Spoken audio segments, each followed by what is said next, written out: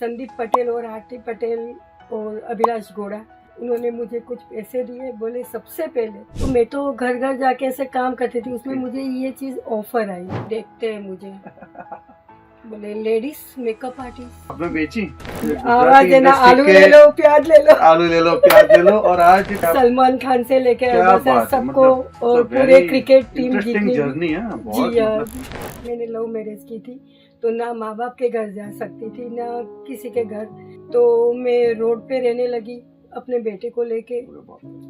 तो उसने मेरा यूं हाथ पकड़ लिया, ठीक है मम्मी मैं तेरे पास में सो जाऊंगा, मैं गाड़ी आएगी ना तो डरूंगा नहीं, उठूंगा नहीं, मैं चिल्लाऊंगा भी नहीं, मैं भी तेरे साथ मर जाऊंगा। उन्होंने संकेत दिया कि अभी तो तुझे आगे जर्नी करनी है। कहाँ तू मरने के लिए रेडी हो गई?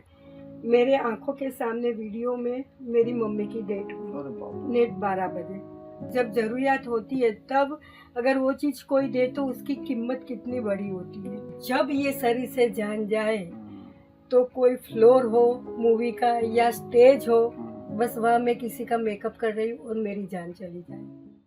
नमस्कार, मैं नीरज गज्जर आपका स्वागत करता हूँ WWH एंटरटेनमेंट OTT चैनल पर, जिसके पहले मेहमान गेस्ट आप हो। जहाँ तक हमें मालूम है आप जो काम करते हो वो काम के बिना फिल्म इंडस्ट्री, फिल्में काफ़ी हद तक अधूरी है। जैसे गाने के लिए साउंड ज़रूरी है, आवाज़ ज़रूरी है, वैसे कलाकार के लिए चेहरे के ऊपर खूबसूरत चेहरा ज़रूरी है।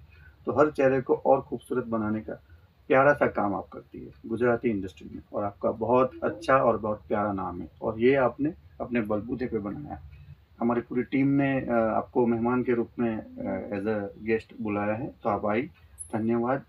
तो धन्नो जी, मैं ये पूछना चाहूँगा कि धन्नो से धनलक्ष्मी का जो सफ़र है वो कैसे शुरू हुआ? धनलक्ष्मी से धन्नो का सफर। अच्छा, हो गया। धन्नो से धनलक्ष्मी का नहीं है। ओके।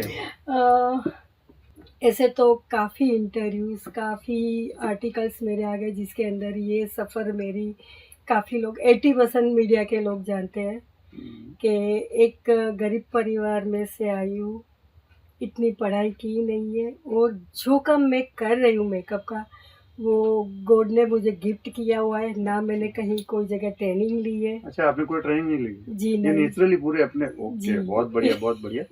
और ऐसे किशोर दा जो है, किशोर दा को एज ए सिंगर हम सुने तो उन्होंने कोई तालीम नहीं ली, लेकिन राशि एक है। हाँ। ऐसे मेरी राशि मिथुन है। ओके। पर मेरे नाना ने ये नाम मुझे दिया है क्योंकि धनतेरस के दिन घर के अंदर लक्ष्मी आई थी। धनतेरस के दिन का मेरा जन्म है। धन्यवाद। तो मेरे नाना ने ये नाम दिया है, पर किशोर दा और मेरी राशि एक है, मिथुन। नहीं, जरूर है।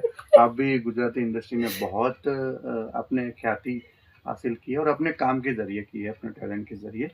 तो मैं ये पूछना चाहता था कि जैसे शुरुआती दौर में आप इंडस्ट्री में नहीं थी, तो इस इंडस्ट्री में आपने कदम कैसे रखा? वो क्या हुआ, ऐसा क्या वाक्य हुआ, ऐसा क्या कुछ ऐसा बना बोल सकते हैं, या कोई हादसा बोल सकते हैं, खूबसूरत हादसा बोल सकते हैं? खूबसूरत हाँ, ये मेरे क्या लिए टर्निंग तो पॉइंट है? मैंने जैसे कहा कि मैं एक सामान्य घर से आई हुई लड़की हूँ। हमारे पूरे खानदान में आज तक कोई ये मीडिया में नहीं है। ओके। कि किसी ने ये मीडिया को देखा तक नहीं है कि फिल्म इंडस्ट्री ऐसी है।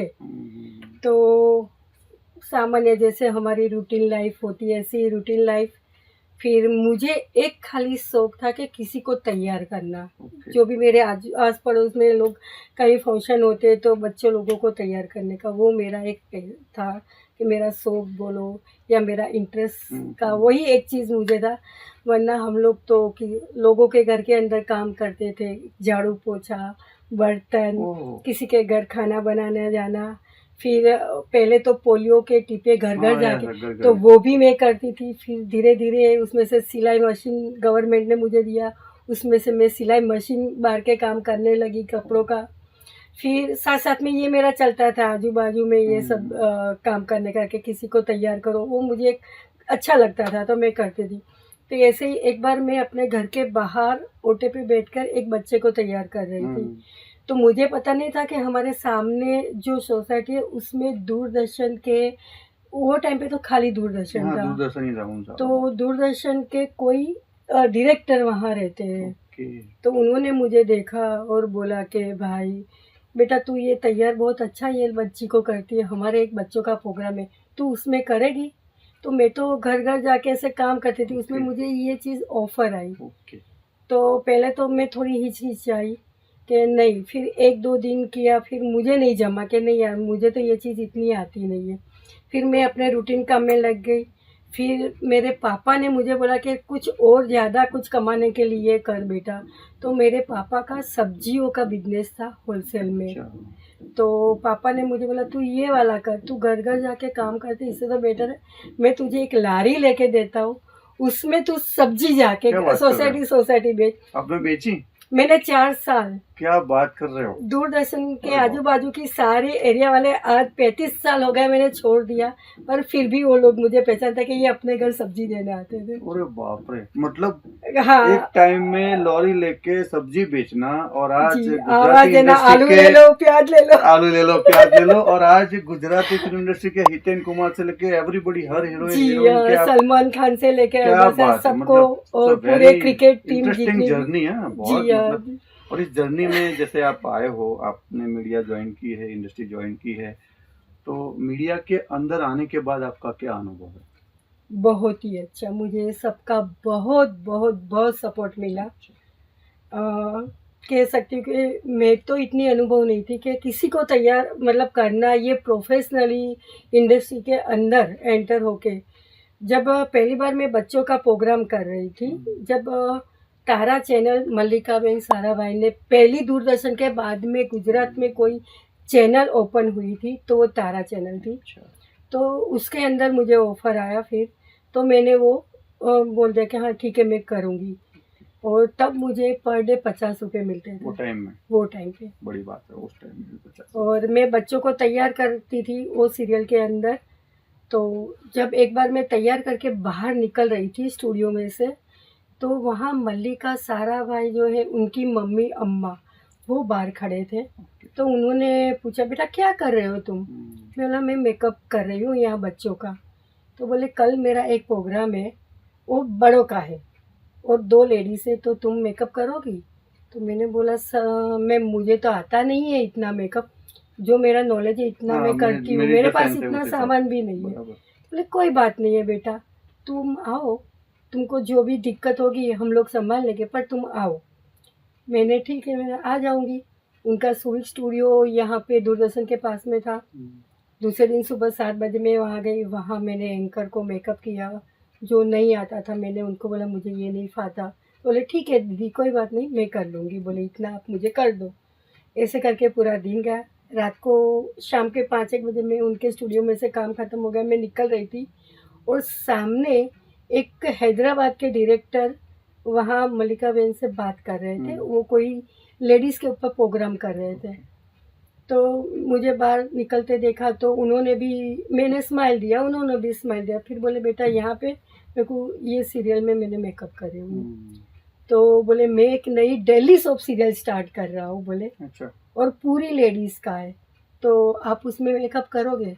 जिसका नाम था मणि चौक, जो बहुत ही पॉपुलर हुई थी वो अच्छा, टाइम पे। ओके। तो वो सीरियल के अंदर मुझे उन्होंने ऑफ़र की, और वो डायरेक्टर का नाम था कल्याण आचार्य, जो हैदराबाद के थे, अरे बाप बहुत रे। ही बड़े डायरेक्टर है। और मैंने बोला मैं सोच के जवाब दे दी। तो बोले ये मंथ में 22 दिन का काम है, मैं आपको 12,000 दूंगा वो टाइम मंथली। में हाँ, तो मुझे पर डे 50 रुपये मिल रहे थे, उसमें से डायरेक्ट उन्होंने ऑफ़र की कि 12,000। जैसे कहते हैं ना कि अच्छा जंप आ गए, समय जंप आ हाँ गए। आता जाता है, तो तुम्हारी नीति अच्छी है, हाँ, काम में तुम अगर शिद्दत से प्योरली काम हो। करना हाँ, बहुत तो ये चीज़ होती है जो मेरे साथ हुआ है। और उसके बाद में तो ये सफ़र वन बाय चलता गया, और चलता आज मैं गया। आपके सामने खड़ी हूँ।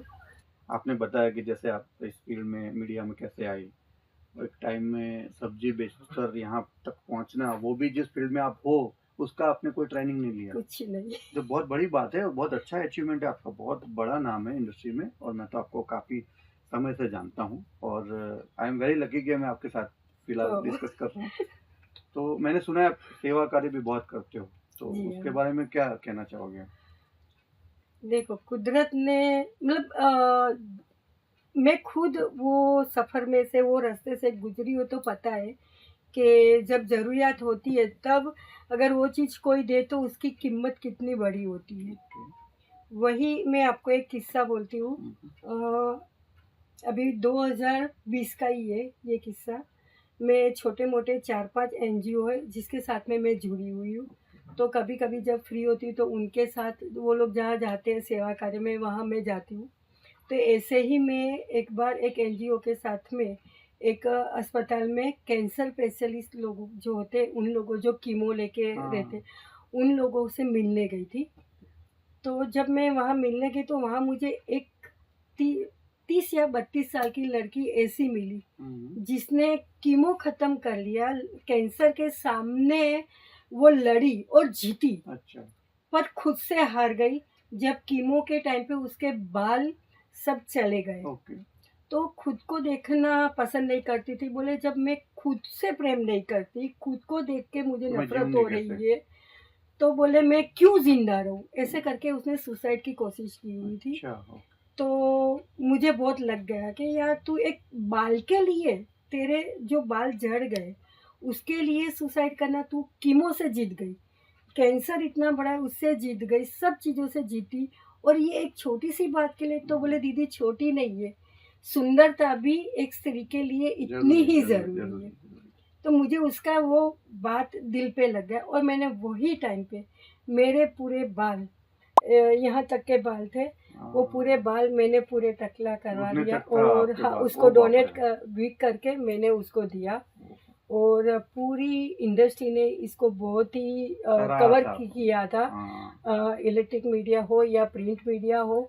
और उसके बाद में ऐसा हुआ कि यूएस से, कनाडा, लंदन से सब जगह से मुझे कॉल आने लगे कि हमें डोनेट करना है पर आपके हाथों से करना है। अरे बाप रे! बा बहुत वो अच्छा। लोग वहाँ से मुझे बाल भेजते थे और मैं यहाँ अपने हाथों से यहाँ संस्था में देने, ऐसे कम से कम 300 साढ़े 300 लोगों के बाल मैंने दिए। अरे बाप रे! बहुत अच्छा। पर मुझे अच्छा लगा कि कोई एक जन भी ऐसी शुरुआत करता है कि हाँ, शुरुआत में करे तो उसके पीछे लोग अच्छा चलते हैं देख सही के। बात है और ये छोटी बात नहीं है आज किसी जिनको नहीं जानते उनके लिए और कहते हैं कि मर्द के पर्स में पैसा और शरीर का सिर्फ गहना गिना बाल है बाल। मतलब वो खूबसूरती है आप मुझे और मेरी आपने मम्मी बोला करती थी कि जब अपने डेथ हो जाए, मर जाए, हुँ, भगवान के पास जाए, तो तब अपने जब चिता पे सुलाते तो अपने बदन पे कपड़े नहीं नहीं होते होते। औरत के, हुँ, तो उसके बालों से उसका शरीर ढकते हैं। अच्छा, जब पहले के ज़माने में,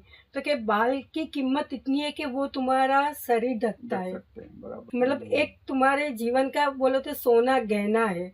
ये बात कहते-कहते आपकी आँखें थोड़ी गीली हो चुकी है मतलब बहुत इमोशनल टच हुआ है और एक सिंगल मदर के हिसाब से आप जो ज़िंदगी जी रही हैं, तो उसमें काफ़ी दिक्कतें आई होंगी और बहुत। आज के ज़माने में आप एंटरटेनमेंट लाइन में भी हो, मीडिया लाइन में हो, तो एज़ अ सिंगल मदर आपकी लाइफ में जर्नी जो रही है, काफ़ी हद तक तकलीफ़ों वाली रही होगी, जहाँ तक मुझे थोड़ा बहुत नॉलेज है। जी। तो कभी ऐसी हुई बातें, ऐसा कोई वाक़या हुआ है कि आपकी आँखों में पानी आ गया हो? जी हाँ, जब कभी मैं हिम्मत हारे हो, नहीं हारे हो, लड़ रहे हो, ऐसा कोई? यही एक बात है। मेरा बेटा 5 साढ़े 5 बरस का था जब मैं सिंगल अपने हस्बैंड से अलग हुई हुँ, और बंगला गाड़ी सब छोड़ के रोड पे रहने लगी। मेरे पास ना घर था, मैंने लव मैरिज की थी, तो ना माँ-बाप के घर जा सकती थी, ना किसी के घर। और पहले ऐसा था कि मैं बहुत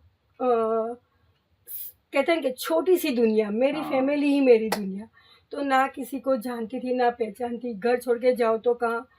तो मैं रोड पे रहने लगी अपने बेटे को लेके। अरे बाप रे!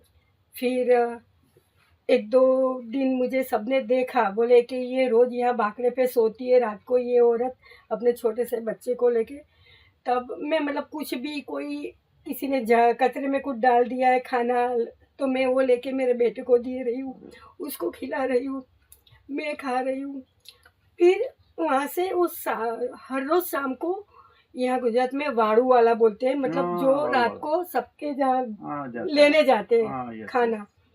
उसने 1-2 दिन मार किया, फिर मैं जहाँ तक वहाँ रही 15 दिन 20 दिन, रोज़ शाम को वो मुझे और मेरे बेटे को खाना देने आते हैं हस्बैंड वाइफ। वो सबके वहाँ से लेके आते हैं, फिर उनमें से देखते हैं कि ये थोड़ा गर्म है, ये आप और आप एक बेटा खाओ बोले। मतलब मुझे लगा कि यार इंसानियत मरी नहीं है। हाँ, नहीं मरी, सही बात। फिर मीडिया में पता चला कि भाई धनलक्ष्मी इस तरह अकेली रह रही है। तो संदीप पटेल और आरती पटेल और अभिलाष घोड़ा, 3 लोग आगे आए। उन्होंने मुझे कुछ पैसे दिए, बोले सबसे पहले तो एक छोटा सा घर ले, उसके अंदर तू और बेटा रहो, फिर आगे अपने कुछ देखते हैं। क्या बात है। और उन लोगों ने मेरी बहुत ही हेल्प की। फिर भी एक अकेली औरत थी, काम ढूंढना, हाँ, बेटे को बड़ा करना क्या बहुत बहुत ही मुश्किल था। तो एक दिन मैंने ऐसे मरने का मैंने सोच लिया कि मुझे आत्महत्या करनी है, मुझे नहीं जीना है। और मेरा बेटा सो रहा था और मैं उठ के दरवाजा खोल के बाहर निकली और बेटा उठ गया। बोले मम्मी कहाँ जा रही है? और मैंने सच बोला कि बेटा मैं मरने जा रही हूँ, पता नहीं क्या करूँगी, मुझसे जिया नहीं जा रहा है।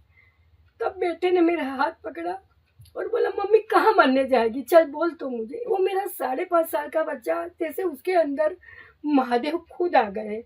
वो मुझसे सवाल कर रहा है, छोटा बच्चा ये सवाल कर रहा है। हाँ मम्मी कहाँ जा, कैसे मरेगी?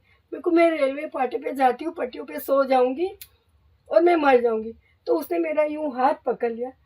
ठीक है मम्मी, मैं तेरे पास में सो जाऊंगा, मैं गाड़ी आएगी ना तो डरूंगा नहीं, उठूंगा नहीं, मैं चिल्लाऊंगा भी नहीं, मैं भी तेरे साथ मर जाऊंगा। और जैसे उसने हाथ पकड़ के ये चीज बोली ना, उसके बाद पता नहीं है मुझे क्या हुआ, मेरे को, मैं क्यों मर रही हूँ, इसके लिए क्यों नहीं जी सकती। और मैंने तब तय किया कि मैं जिंदगी ने करवट ली, कि मैं जीऊंगी और इसके लिए जीऊंगी। और आज तक लोग कहते हैं कि माँ बाप अपने बच्चों का हाथ पकड़ के चलना सिखाता है, मुझे मेरे बेटे ने चलना सिखाया। मैं तो मिला हुआ हूँ आपके बेटे को, और आपने जो आपने जर्नी, मेरे रोंगटे खड़े हो गए। जो लोग हमें देख रहे हैं या सुन रहे हैं उनकी आंख में पानी आ गया होगा, क्योंकि मेरी भी आंखें गीली हो चुकी है और पिन ड्रॉप साइलेंट हो चुका हूँ। मैं अपने आप को रोक के बैठा हूँ।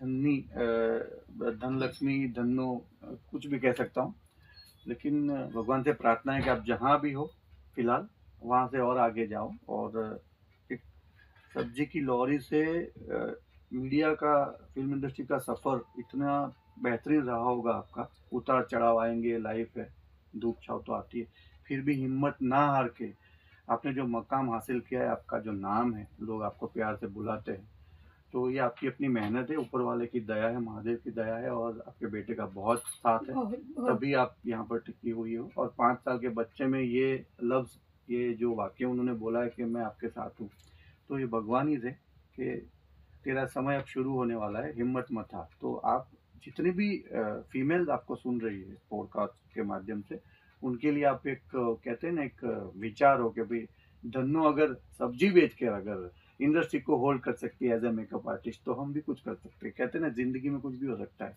तो टर्निंग पॉइंट था।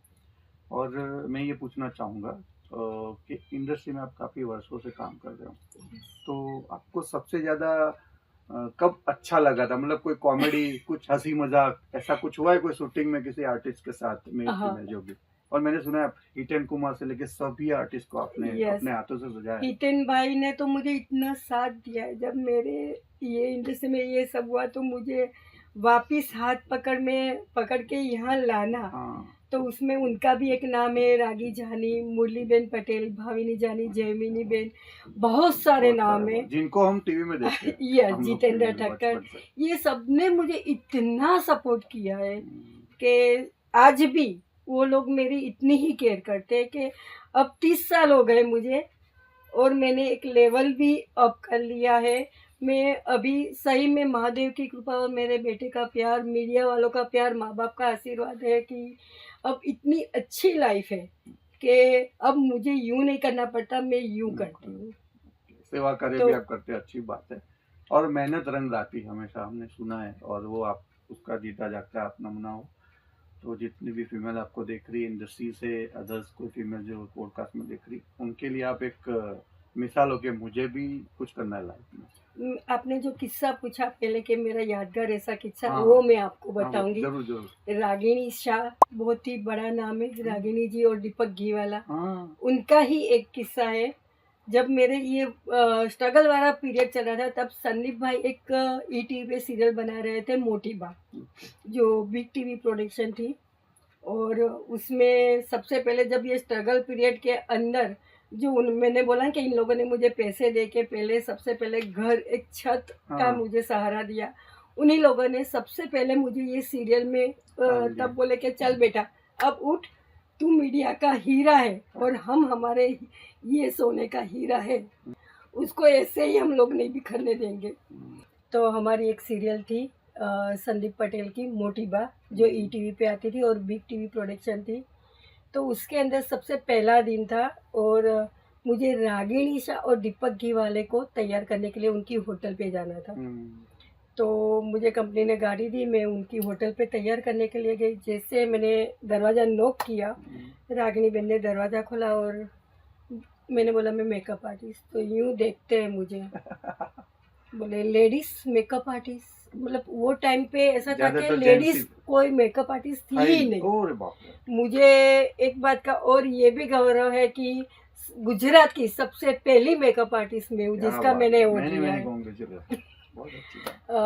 तो दरवाज़ा खोला और मुझे देख के यूँ देख रहे, फिर अंदर बुलाया रूम में, फिर बैठ के कहते कि मैंने आज तक मैं 3 दायका मतलब 30 सालों से काम कर रही हूँ, मैंने आज तक बोले कोई लेडीज़ मेकअप आर्टिस्ट नहीं देखी, हेयर ड्रेसर देखी है। अच्छा। मैंने बोला दीदी मैं दोनों करती हूँ, मेकअप और हेयर दोनों करती हूँ।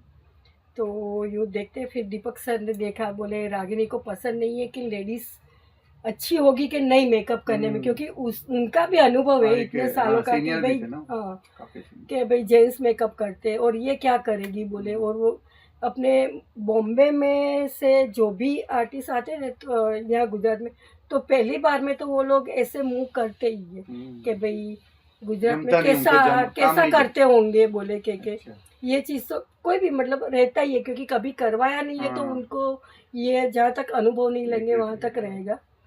तो दीपक सर बोले ठीक है ऐसा कर बेटा, तू मुझे पहले मेकअप कर दे, फिर रागिनी अगर आपको अच्छा लगे तो बोले आप करवाना। तो मैं ऐसे सर का मेकअप कर रही हूँ, सामने रागिनी दीदी बैठे हुए हैं, मुझे देख रहे जैसे मेरा हाथ घूम रहा है वो देख रहे। जैसे ही दीपक सर का मेकअप फिनिश हुआ तुरंत चल दीपक खड़ा हो जा, मैं बैठती हूँ। मतलब मेरे लिए एक बहुत बड़ी बात है कि उनको इतना। फिर मेरा दीदी क्या हुआ आपको, बोले बेटा तेरा जो हाथ फिर रहा है ना उसके ऊपर से पता चलता है कि ये कैसा करेगी। मेरे को चलो महादेव ने मेरी सुन ली, मैं डर रही थी अंदर से क्योंकि मेरे लिए भी फर्स्ट टाइम था उनका। और तो कितने सीनियर है और हाँ, और इतने सीनियर लोगों को मेरे मतलब मैं तो अपने आप को बहुत भाग्यशाली समझती हूँ कि मुझे इतने अच्छे अच्छे आर्टिस्ट मिले हैं। कभी ऐसा हुआ है आपको कि मतलब एक टाइम में सब्जी बेचना, घर से जो कोइंसिडेंस हुआ है जो नहीं होना था, एक लव मैरिज होना, उसके बाद वहाँ से निकल जाना, रात को बेटे को लेके बांकड़े पे सो जाना, किसी का आना, आपको काम मिलना, एक टाइम में सब्जी बेचना, और आज इंडस्ट्री में इतना बड़ा नाम है, तो कभी घर की बालकनी में बैठ के चाय या कॉफ़ी, आपके कॉफ़ी पीते हो चाय पीते हो? चाय पीते पीते ऐसा कभी सोचा है कि ज़िंदगी में कैसे क्या हो गया, मतलब भगवान के साथ आप मनोमंथन क्या करते? मैं कभी भूलती ही नहीं हूँ। जब भी मेरे शूटिंग, जैसे मेरी मूवी का शूटिंग 25 दिन चला, 30 दिन चला, 20 दिन चला, जिस दिन घर आती हूँ उसके बाद में मैं घर में से 2 दिन तक निकलती नहीं हूँ। मैं बस चाय फ्री होती हूँ, चाय का कप लेती हूँ, बैठती हूँ। मेरे जन्म से लेके अभी तक की यहाँ की मैं हर सफ़र, हर एक पल कि अगर मेरे साथ ये हुआ तो क्यों हुआ, और ये हुआ और क्यों होने के बाद आज मैं कहाँ हूँ। तो किसी की भी ज़िंदगी में मैं सबको यही चीज़ बोलूँगी कि अगर कहीं दुख आता है, आपको कोई भी चीज़ में ऐसा लगता है कि नहीं ये मेरे साथ बुरा हुआ है, तो वो बुरा नहीं होता है, कुछ ना कुछ अच्छा होने वाला, कुछ अच्छा होने के लिए ही ये चीज़ होती है। और सबसे बड़ी बात, आज से 30 साल पहले जो रागी जानी ने मुझे शब्द बोले थे वो मैंने यहाँ फिट करके रखा है और यहाँ दिल में भी। हाँ, वो शब्द है कि दुख तभी आता है जब अपने शोल्डर मजबूत होता है, और वो शोल्डर को संभालने वाला महादेव है, उसने दिया है दुख, तो वही उसमें से बाहर निकाला है, वही निकालेगा, और जो चीज़ है उससे 10 गुनी वही देगा। सही बात है। ये मैंने तो इस बात पे मैंने कहीं पढ़ा था, सोशल मीडिया में किसी ने लिखा था कि ऊपर वाला ગુજરાતીમાં છે કે ઉપરવાળો અઘરામાં અઘરો રોલ એ જ કલાકારને આપે છે કે એને જેને ખબર છે કે આ અભિનય કરી શકશે એક્ઝેક્ટ એ જ એક્ટરને એ રોલ આપવામાં યસ, આવે એટલે એટલે महादेव ने मतलब महादेव को पता था कि आप ये जिंदगी जियोगे, और आप जो सोच रहे थे कि मैं गाड़ी के पटरी पे जाके सो जाऊं, और आपके बेटे ने जो आवाज दी वो बेटे की आवाज नहीं तो महादेव की आवाज थी। उन्होंने संकेत दिया कि अभी तो तुझे आगे जर्नी करनी है, कहाँ तू मरने के लिए रेडी हो गई, मैं तेरे साथ हूँ, चल आगे बढ़। तो एक टर्निंग पॉइंट था, वो इशारा। अपने जो यहाँ धरती पे आए हैं, ऊपर वाले ने जन्म दिया है, तो कुछ ना कुछ आप करके जाओगे, उसी लिए आप इंसान का जन्म लिया है।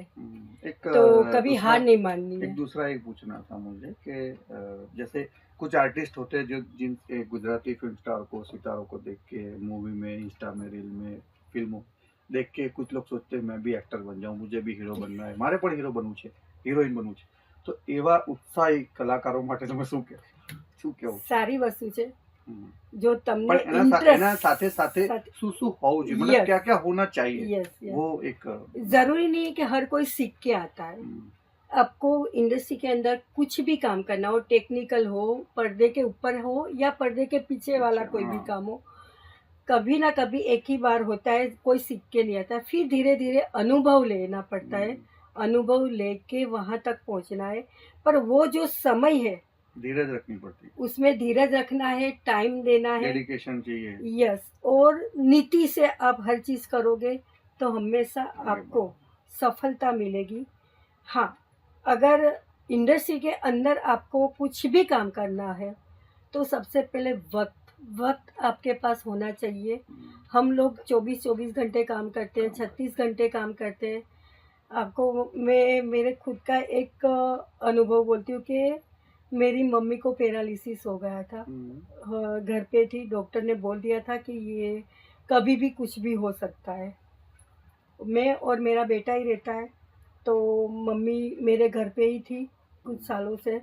तो ये हुआ, तो अब पैरालिसिस, बेटा कॉलेज में था, तो मैं मम्मी को छोड़ नहीं सकती थी किसी के भरोसे, तो मैंने मीडिया में से ब्रेक ले लिया 6 महीने के लिए। फिर बेटा ने बोला कि मम्मी तू ब्रेक लेगी तो अपने खाएंगे क्या, ऐसा कर, मैं मेरा कॉलेज है वो घर बैठ के करता हूँ, मैं माँ को संभालता हूँ, तू अपना वर्क चालू कर। मैंने वर्क चालू किया, 1 महीना भी नहीं हुआ था, मैं बड़ौदा में मेरी एक मूवी थी बाबूभाई सेंटीमेंटल, उसका शूट कर रही थी, और रात के 11:30 के आसपास बेटे का वीडियो कॉल आ रहा है मेरे पे कि मम्मी देखना बा कुछ कर रहे हैं, मुझे समझ में नहीं आ रहा। वो डर रहा था कि बा को कुछ हो रहा है, मुझे समझ में नहीं है, तू देखना वीडियो में। मेरे आंखों के सामने वीडियो में मेरी मम्मी की डेथ हुई नेट 12 बजे। मैंने, हमारा एक ग्रुप है, मैं बड़ौदा में थी, बेटा अकेला था, डर रहा था, और उसने कभी ये सब चीज़ देखी नहीं, तो वो ज़्यादा वो एकदम हो गया था कि बा को क्या हो गया बोले। तो मैंने तुरंत मेरे उस ग्रुप में प्रकाश झालावाला करके है, उनको फ़ोन किया, मैं को प्रकाश भाई मेरे घर पे अभी आप पहुंचो, बेटा घर पे अकेला है। उन्होंने ग्रुप में मैसेज डाला, मुझे बड़ौदा से आने में 2.5 घंटा लगा, क्योंकि मेरे डायरेक्टर ने भी सब मुझे तुरंत करके दिया बंदोबस्त के, तू घर पहले पहुंच। मैं 2.5 घंटे बाद घर पे आई तो मेरे घर पे बैठने की जगह नहीं थी, मेरी सोसाइटी में, वहाँ अंदर आधी सोसाइटी भरे, पूरा ग्रुप 80-90 लोग वहाँ हम आ गए। मेरी मम्मी को नेला धुला के सजा के, डॉक्टर से प्रकाश झालावाला ने उन्होंने सर्टिफिकेट ले लिया, डेथ सर्टिफिकेट बुला के, सब प्रोसेस उन्होंने करके रखी मेरे आने से पहले। और फिर हम लोगों ने मम्मी की सारी विधि मेरे हाथ से की, और मैं, वो टाइम ऐसा था कि ना मेरी माँ गई हुई है तो मेरे लिए है, मेरी माँ है, पर वहाँ जो डायरेक्टर है उसका एक दिन 5-5 लाख का है, अगर मैं वहाँ भी टाइम पे नहीं पूछी तो उसको 5 लाख। यहाँ मैंने मम्मी की सब प्रोसेस पूरी की, और तुरंत गाड़ी पकड़ी और बड़ौदा गई, तुरंत वापस? तुरंत वहाँ क्या पे, बात। क्योंकि मेरे लिए ये डेडिकेशन वहाँ, होना चाहिए। हाँ, ये टाइम है कि तुम्हारे वहाँ कोई खुशी का प्रसंग हो या गम का प्रसंग, अगर आप इस मीडिया के अंदर आए हो, commitment, so on go most go, Exactly. वही है सही बात। कि जो भी है उसको आपको यहीं पे रखना है, आपके साथ है, वो मेरी माँ थी। नो डाउट सबको दुख होता है, पर माँ तो मेरी थी तो दुख मुझे है, पर मेरे लिए किसी और का नुकसान नहीं होना चाहिए, ये भी हमें ध्यान रखना है। सही बात है, और ये डेडिकेशन है आपका, बहुत बड़ी बात है। और मतलब क्या क्या, मतलब अलग अलग अलग कितने रंग है, मतलब कितने एक्सपीरियंस हुए, ये तो मतलब ये बहुत बड़ा, इसको बोलते हैं यही सब डेडिकेशन। चीज़ मुझे काम के मजबूत प्रति का करती है, प्यार, और इसको ही मेरे बोलते दोस्तों हैं। का प्यार, क्योंकि मेरे सारे ये जब किस्से जब मेरे साथ जो हादसे हुए, उसमें मेरे साथ मेरे फ्रेंड्स लोग, मैं कहती हूँ मेरी सबसे पहली फैमिली मेरी मीडिया और मेरे फ्रेंड्स दोस्त लोग है, हैं। सही बात है। आपने इतने सारे आर्टिस्टों के फेस को और सजाया है, खूबसूरत बनाया है, तो सबसे ज्यादा किसके साथ मजा आया, और क्या कहना चाहोगे, ऐसी कोई वाक्य हो तो बताओ।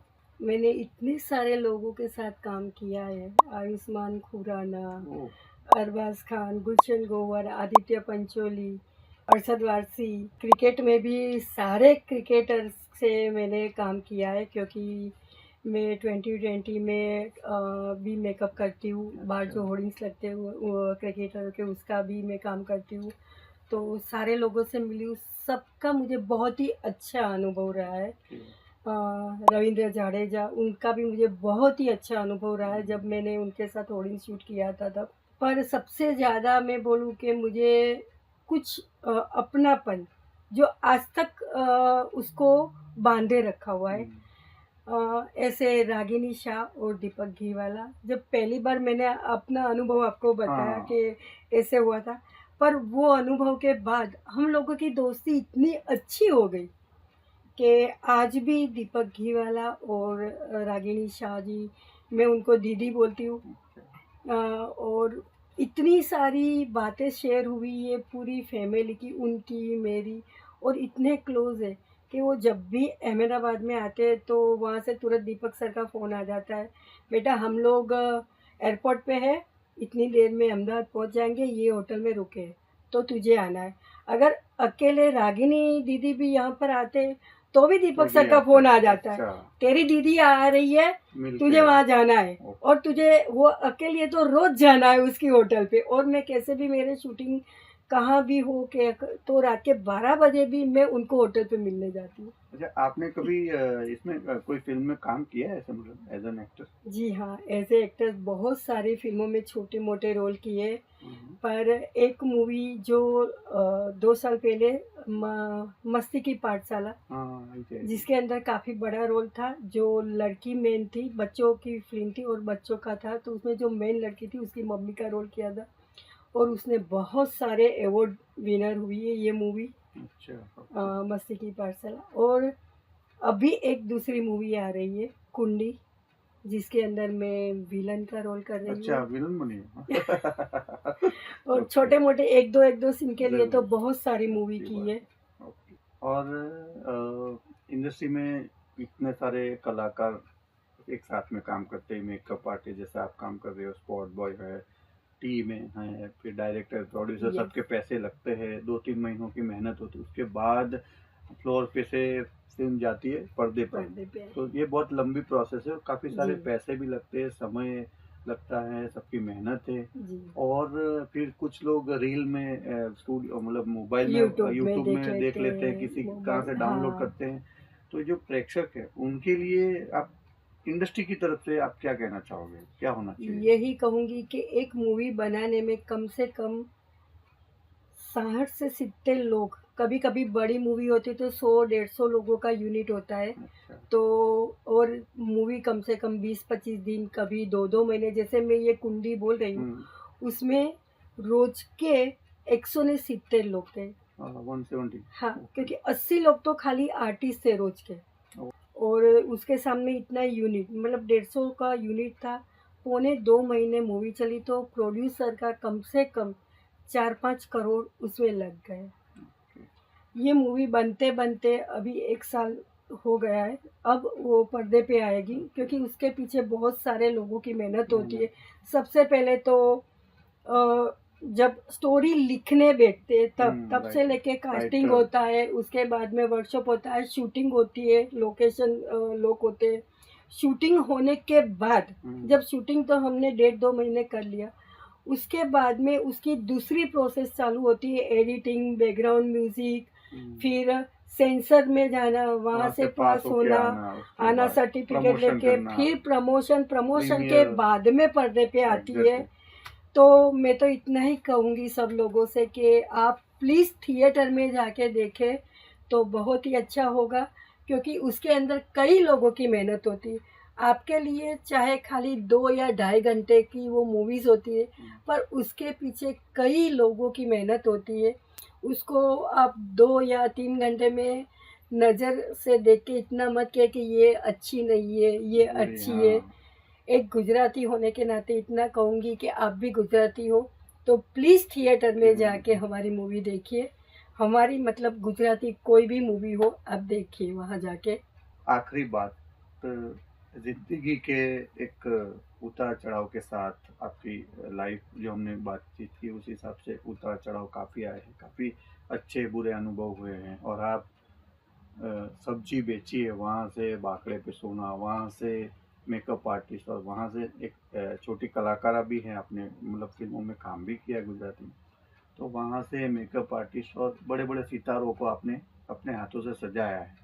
तो ये पूरी जो लंबी प्रोसेस हुई, पूरी जर्नी हुई, उसके हिसाब से शांति से जब आप बैठते हो तो मन क्या कहता है? एक धन लक्ष्मी या धनो क्या कहती है, क्या सोचती है? बस मेकअप ही मेरा जीवन है, और महादेव से रोज़ यही प्रार्थना करती हूँ कि जब ये शरीर से जान जाए, हम्म, तो कोई फ्लोर हो मूवी का या स्टेज हो, हम्म। बस वहाँ मैं किसी का मेकअप कर रही हूँ और मेरी जान चली जाए।